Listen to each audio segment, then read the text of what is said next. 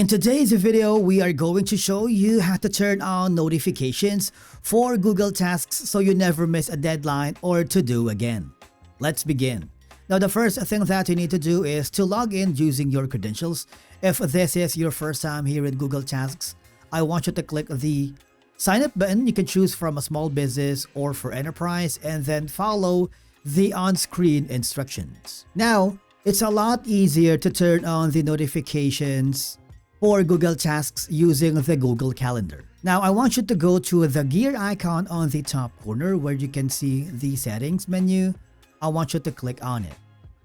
Now, you have multiple options, but what we are looking for is the notification settings.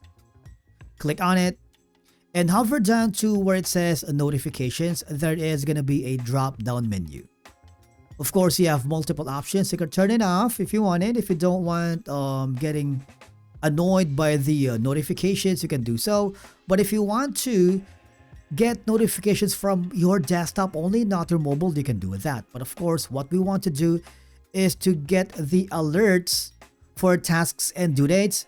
And of course, we can choose whether we want alerts via our phone, email, or both, and we have all these options. You can show weekends, show completed tasks, show week numbers. If you want to use the display shorter events the same size, you can do so. You also have the option to reduce the brightness and the calendar side by in day view.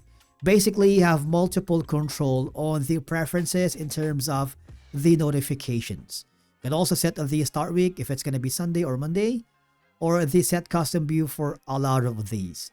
Now, once you're happy, all you have to do is very simple. Just leave it and the effects will automatically be applied. And basically, that's it for today's video. If you found it helpful, do not forget to hit the like button, subscribe, and we will see you again in the next video.